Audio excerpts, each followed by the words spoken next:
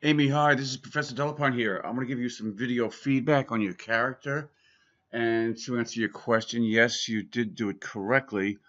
And you also had noted that your file size was very large, which it is. It's tremendous. So let's take a look here. So if I go down here and let me see here.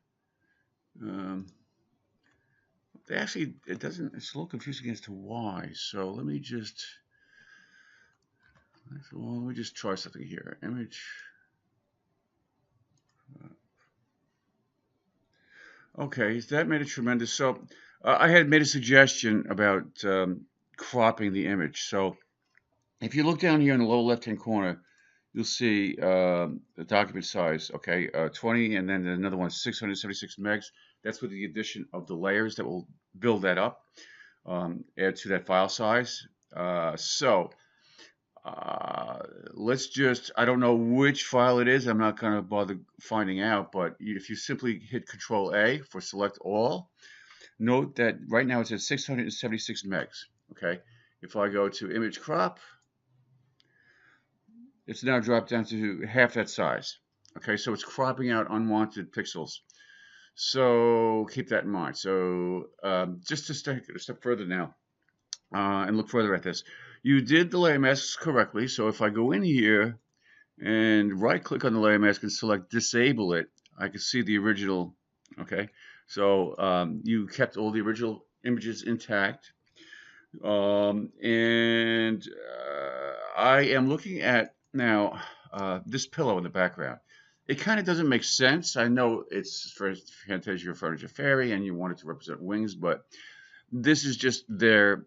It would fall down due to gravity. It has to be attached somehow to your character. All right. So this, think of something else that could work for that. Okay. So let me just hide that. And I see you have another. Let me see. Oh, that's the bottom of that. So, all right. So here's what I'm going to do here. I'm going to select this layer mask, and I'm going to put a selection around this top part here and fill that with black. All right. So the layer mask is active. My selection is active. Black is my foreground color. Shortcut for filling with the foreground color is Alt Delete. All right, so I've actually masked that out using in the layer mask. Okay, so this is basically supposed to be your feet here. Okay, let me just deselect, Control D. Uh, so what makes this not work is the fact that the perspective is wrong. All right, so it really doesn't work. Conceptually, it could work, but the image just doesn't fit in perspective wise.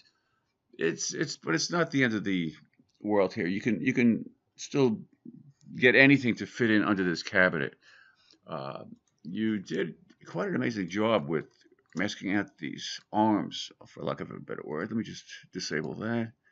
Yeah, that took a lot of work. So wow, that's pretty incredible. If I fill the background with black, so let's see, I'm gonna make D, hit D, and that will give my default black fill foreground, white background, and then I'm going to fill the background with black so I can see what how good of a job you did with the layer masks.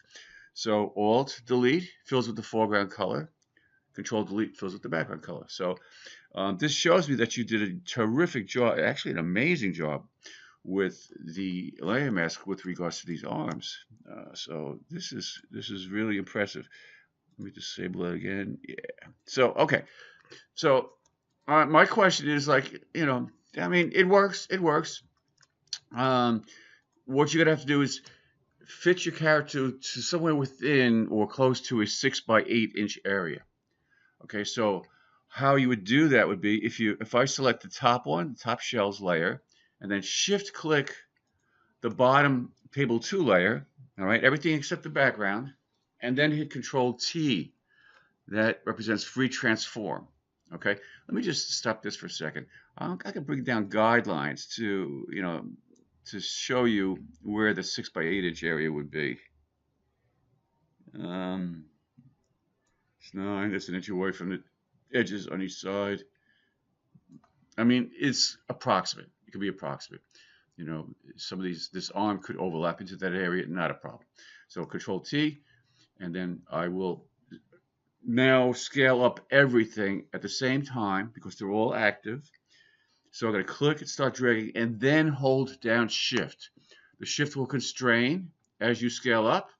If the Shift key is not held down, you're going to get a fat or thin character. Okay, so with the Shift key held down, it retains those proportions. Also, at the same time, if you hold down the Alt key, it will scale out from the center point. Okay, so the center point being this point right here. Okay, and then you're going to let go of the cursor first and then let go of the Shift and the Alt key. And now, since they're all still active, before you apply that transformation, you can reposition these. I mean, I would actually make this even a little larger. So let's see, I'll go like that. Okay, so something like that. Okay, then hit Enter to apply that transformation, and there you go.